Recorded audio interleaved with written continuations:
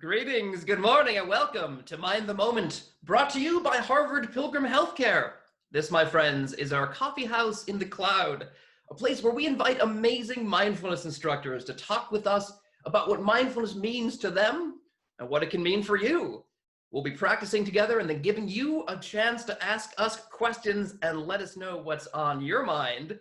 I'm John Roberts. It is October 2nd, 2020, which is quite wonderfully International Day of Nonviolence, so declared in honor of the birthday of Mahatma Gandhi, born in 1869, assassinated in 1948.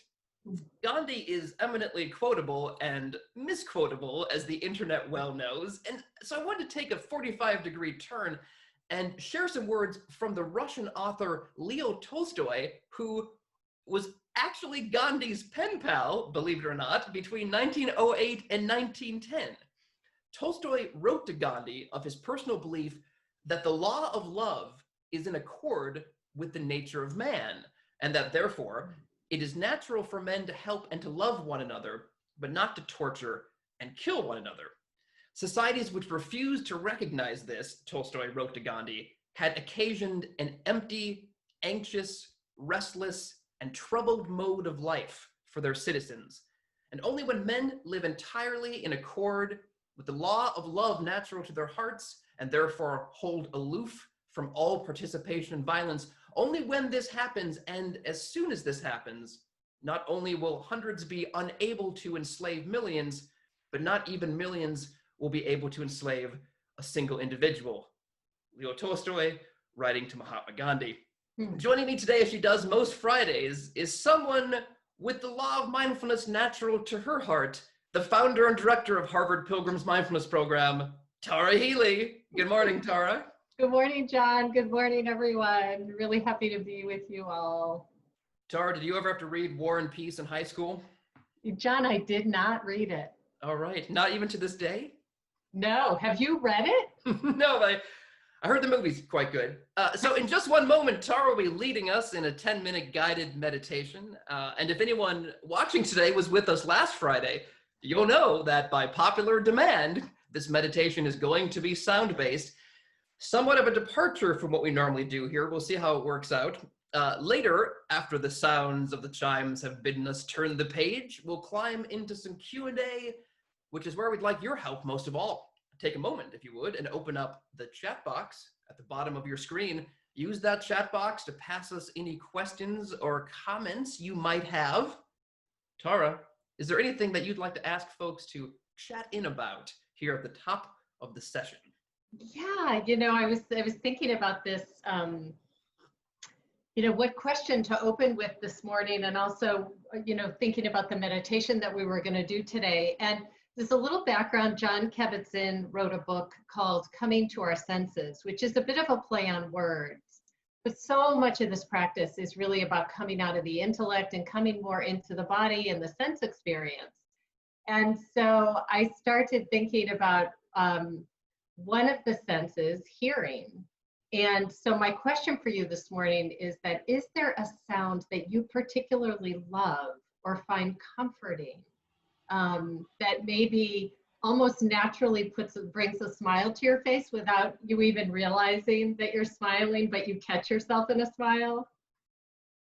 Okay, great. So folks, what sound evokes such things for you while you're typing? Please do know how grateful we are that you've taken the time to be with us and with each other in our virtual coffee house this morning. Keep in mind that only Tara and I will be able to see anything that you type. And if we don't have a chance to read your particular question or comment out loud, please know that we do read and value them all. As we close, which will be right around 9 a.m., I'll make note of some other ways you can keep in touch with us too. Well, Tara, I think you struck gold here. Here are just a few of the things coming in the chat box. Yeah, this is great. Sounds of the ocean, birds singing, the giggle of a very small child. Tara, I know that was secretly yours as well. Yeah. The soft sound of water lapping against the beach. Another children giggling and or ocean waves. This is interesting. A lot of water and babies, rain, bird songs, beach waves, the sound of the frogs at night in the summer, birds chirping, the leaves blowing, Yeah. sound of wind and water on my sailboat. Okay, that's great. My child's laughter, ocean waves coming ashore, pitter patter of rain. Oh, some good alliteration here on Friday morning. Yeah, it's great. Thank you. Wow. Okay. Well, let's leave it there for now. So, John, do you want to tell us what yours is?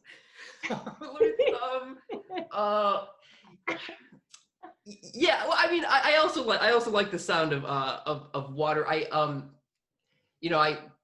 I didn't grow up near the ocean, and so it's actually the sound of streams that I find to be more affecting to me personally. Although I feel like I should say the sound of my child. Although Tara, you and I was saying to you earlier, it's like what I hadn't realized before I had a child was that he is constantly making noise, and so it's not one. There's no one. Yeah. It's like I feel like I'm just in constant dialogue with him, even constant though baby coos. Anyway, okay. So please, if you would take us away into the world of sound. Yes, yeah. So we'll practice for 10 minutes as we normally do. So the first 5 minutes will just be kind of settling the body, settling in.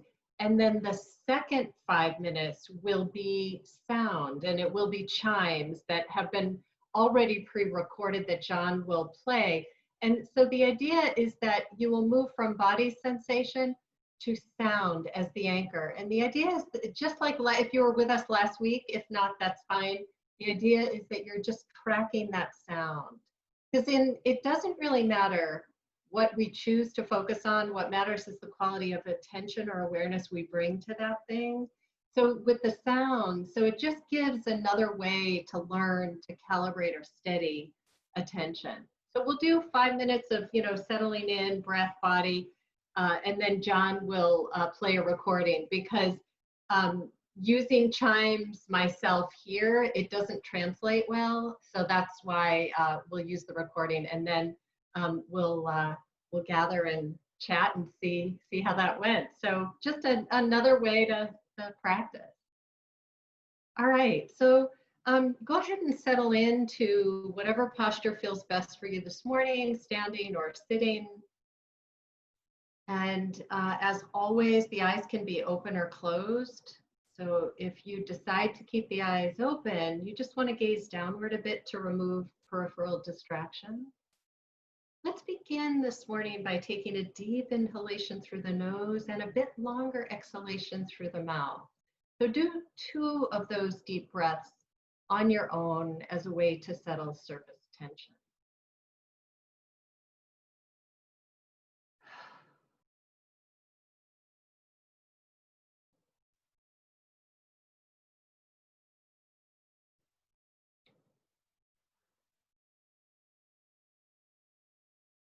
Surrendering into the support of the surface beneath you. Holding your body in a way that is upright and alert, engaged, yet relaxed.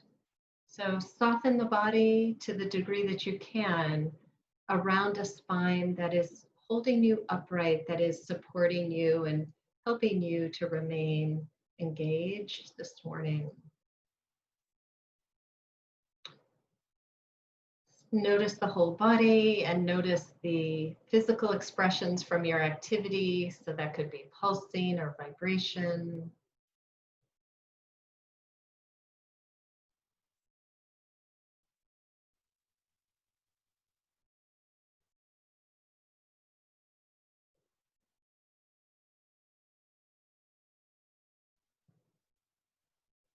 And begin now to just simply notice the rhythm of your breath. So narrowing the focus a bit from whole body awareness to the sensations present when you breathe.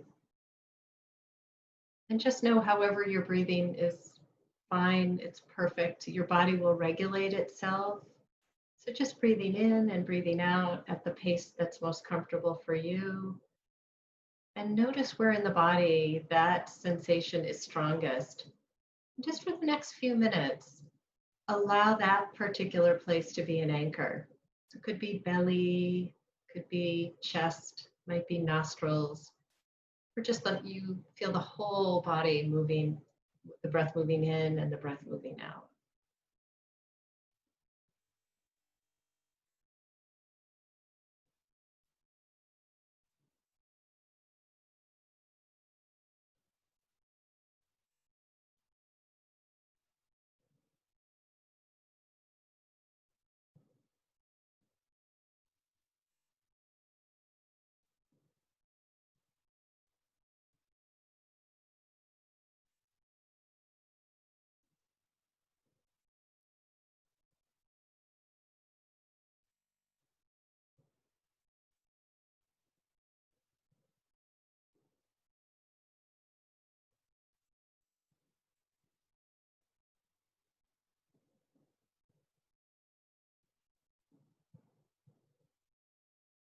Noticing where the mind is, softening the body, and returning to your anchor, that place in the body where you notice the breath most prominently.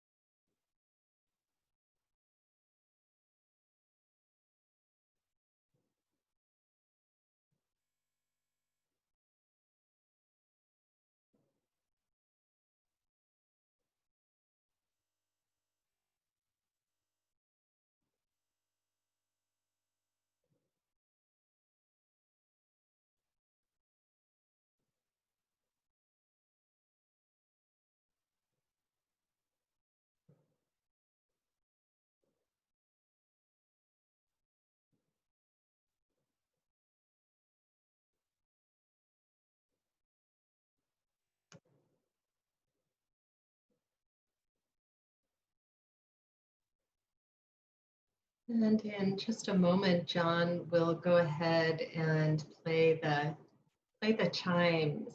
So we're going to be moving now from breath sensation as an anchor to just having that now be in the background.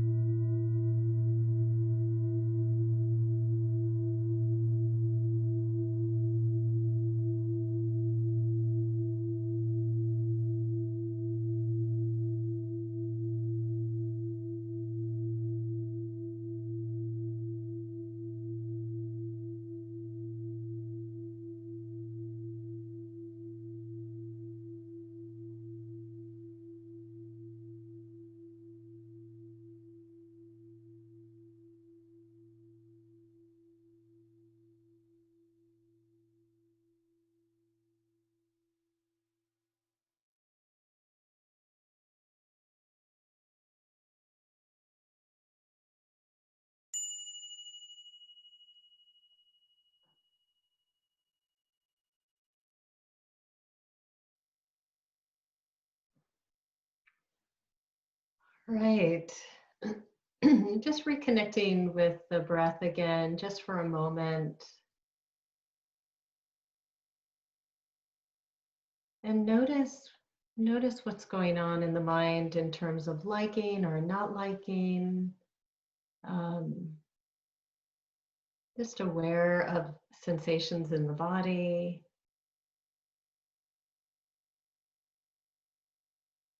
And as you feel ready, go ahead and allow the eyes to open and we'll re-engage with each other. What do you think, Tara? Yeah, this just gives there's another way, there's more than just the breath. I mean, sometimes the breath is difficult to connect with for a variety of reasons. One might be sick and the breath is just hard to connect with, or, just in general, for some folks, breath is harder. So sound gives you another option. One of the things that I think is interesting about this sound is that there are some of the tones or the pitches that are pleasant and some that are unpleasant. And that one of the things that has been so instructive to me in this practice over many years is learning to be less reactive with the unpleasant. So it's really so that, most things in life we usually have into a category of pleasant or unpleasant. I mean, there's very few things where we just feel completely neutral about them. There are probably some, and that could be anything from food to people to, clothes. The pleasant is easier to be with. And the only problem with the things that are really pleasant is that they will eventually end. And so that's what can make the pleasant harder. The unpleasant is more challenging. So yeah. Well, so Tara, there's some questions coming in. Let's see. Let me put these in front of you. So somebody asks if we would consider prayer to be a type of meditation, and this person is thinking in particular of how there are sounds in church, including organ music, that might serve a similar function as to what we were doing today. Yeah, I mean, so I guess when I think of prayer, I think of it as a contemplative practice. And I know, at least in Eastern traditions, there are particular phrases like with loving kindness or metta practice where you say phrases, usually 3 or 4 phrases about may I be well, may I be safe, then may others be well and be safe. So it is, that is a concentration practice. So I think it just depends on what's meant by prayer. So, but the loving kindness would be a way of stabilizing attention. Mm-hmm. And certainly sounds in church, like an organ or something like that, just listening, literally listening and taking that sound in is a way to help stabilize attention. And it's interesting because at least, so Tara, I know that you and I both grew up in the Catholic tradition, and some of those Catholic churches are quite large, and I'm actually wondering if the cavernousness of the space is actually designed to help sound carry and disperse in a way that allows it to have a similar effect to what we were doing today. It could be. I growing up praying the rosary as I did, there is a repetitive quality to that is not dissimilar to what you're talking about, where you are repeating phrases that enters the mind into some sort of more concentrated contemplative space. But I guess really the question is, what is the intentional outcome of the prayer or of the meditation? But that's right. Somebody says, I like sound meditation with ocean waves or rain sound, but with the chimes, it was difficult as it reminded me of a hearing test as a child, which is interesting because it just reminds me that we're pulling in a lot of stuff. And this is actually a wonderful opportunity to sort of see what arises to the surface, I think. It's so true. It's so true. And I think that with using sound as meditation, one of the cautions with it is that it can evoke a lot of memory and thought, and so it's being selective and careful. And if there's something that is bringing up too much, like I love what this particular listener did, is in that there is, the ocean sounds are easier to connect with. So yeah, great. I mean, I always say, like, trust your own inner wisdom, your own inner knowing. So somebody asks, is it okay to visualize different bells while listening to the chimes? This person found that to help their focus, but I guess the question is, does that take away from any part of the practice to bring in that visualization aspect? That's it. It's really interesting. Generally, when I think about my teachers, they would say to probably not bring in the visual, but just be with hearing, just hearing, and not what's making the sound. Like, even when we do a regular practice, if there's a plane that goes overhead, or the buzz or hum of the fridge, to be careful not to label what's making the sound, but just actually be with a receptive attitude of hearing. I don't know. I would say I'm not 100% sure how to answer that question. If it's helpful and helping to steady attention, then I would say yes. Yeah, for my own practice, I think I've found that sort of thing too. I may begin by bringing in a visual aspect, but then as my mind settles, then trying to sort of let that go. So it probably naturally goes, maybe. Yeah. And not to say as a crutch per se, but more as like a launch pad to the next deeper step of right. Concentration, as it were. So a couple of people said that, or mentioned in terms of prayer, mentioned centering prayer. I actually don't know if I have a good definition for that. Tara, do you have a good definition for centering prayer? John, I think, is it out of the Catholic tradition? I think it is. Thomas Keating, maybe, sounds like Father Thomas Keating, I think I think that's right. So let us know, for those of you. I know we can see all your comments, but you can only see what you're writing, but we'll tell you. I don't feel like I fully, because I haven't followed that, so I don't feel like I can fully respond to it. Yeah, and somebody also just mentioned that Gregorian chants are known as contemplative practice of prayer, which definitely makes sense to me in my experience of listening to Gregorian chants. Yes. Very steadying quality to them. Absolutely, I love that. Yeah. I found the same thing listening to Morrissey, the lead singer of the Smiths, but that's maybe another for another. No, session. I mean, there are many great traditions that have sound built in as a way to connect and settle. So Tara, you mentioned something about pleasant and unpleasant, and I'm going to bring in a personal problem that I didn't have until you and I started talking about the news this morning. And so here's my question for you. How does one, like myself, who wants to be mindful in my life, deal with the fact that sometimes when I hear about unpleasant things happening to people that I find to be unpleasant, that it then gives me a pleasant feeling, because it doesn't feel right. But how do I sort of grapple with that? So, the biggest thing, John, that I would say is that, which is what you're doing, is you want to see that that's occurring, just to actually know that you're doing that. There's a way that you can do that, but not see it through the lens of mindful attention or awareness. You know what I mean? So, like, the seeing of that, the holding that's what's going on in your mind, and then kind of feeling the physicality of the expression of that thought and emotion. Because that thought arose in your mind, right? So you heard some information, that thought arose in your mind. And I mean, it sounds like there's some degree of, I probably shouldn't think that. Which doesn't stop it from coming up.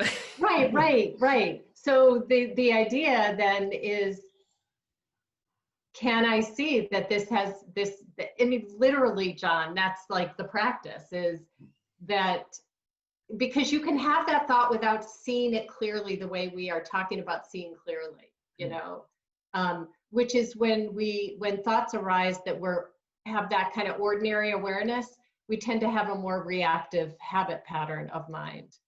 But when we move from that ordinary awareness, it actually helps us move out of reactivity so that you can be with that and then navigate it skillfully. So, yeah. Tara, as usual, you are the better angels of my nature. So no better place to end than there, I think. But in terms of ending, you know, we do have a special request for you, our viewers. We're hoping to profile some of you as part of a social media campaign that we are embarking on. In short, we'd like to know what mindfulness means to you, what these sessions mean to you, if you like. And so if you'd like to help us out and let us know your thoughts, please drop your email into the chat box. We'll reach out to you to learn more. Remember, only the folks on this end will be able to see your email. And if you gave us your email on Tuesday, then we already have it. And so thank you, and we will be in touch with you soon. All right, so meanwhile, we will be back with you every Tuesday and Friday at 8:30 a.m. Eastern Time. Now, if you have any questions for our experts that we did not get to here, or if you think of any later on in the week, please send them to askmtm@harvardpilgrim.org, or feel free to leave me a voicemail at 617-509-7047. Now, you can find links to a whole bunch of mindfulness resources on our main site at harvardpilgrim.org/mindfulness. And you can find the links to these sessions and other free wellness sessions which Harvard Pilgrim offers. Those include yoga classes, Zumba classes, health and wellness webinars for adults and kids alike at harvardpilgrim.org/livingwellatHome. And that, on that page, you can also find ways to add the sessions to your iCal or Outlook calendar. We'd love to have you check out the free resources around mindfulness and pain management, which we're offering through a partnership with Mindful Magazine. Those resources can be found at mindful.org/pain. You can always see what we've been up to on facebook.com/mindthemoment. And you can watch or rewatch this session, introductory sessions, interviews that Tara conducted with leading mindfulness researchers on our YouTube page, youtube.com/mindthemoment. Tara, thank you, as always, for your guidance. I'd like to John, can I say, go ahead, sorry. Well, I want to ask you a question I've been asking many of the other coffeehouse instructors of late. It looks like you are ready for this. I don't know. Oh, maybe you're not. Okay. You had a theme song for your mindfulness practice this week. What would it be? Oh my gosh. You know what, John, I don't know. So I'm not going to answer that because I don't have anything top of mind. But what I'm going to say is I see lots of emails coming in, email addresses, and I'm really grateful. So thank you so much for your willingness to participate with us. And yeah, sorry, John. No, not at all. I mean, it's yeah, for the folks who are dropping your emails, thank you so much. We will be reaching out to you. And what, Tara, maybe I'll step in for you and say, let's say in terms of theme song for the week, apropos, I think, to the practice today, I'm gonna go with Bells by the late free jazz saxophonist Albert Ayler, which he actually composed in the key of F major, which, if you believe William Gardner's 1832 treatise, The Music of Nature, is the most contemplative key. So wow, there you go. Oh, and John, one other thing, I noticed that one of the people on the call this morning did read War and Peace. So great, yes. Yes, maybe we can do a book club. That is worth noting. Thanks everyone for joining. Thank you again, Tara. We'll see you all soon. Bye. Have a momentous day. Bye-bye.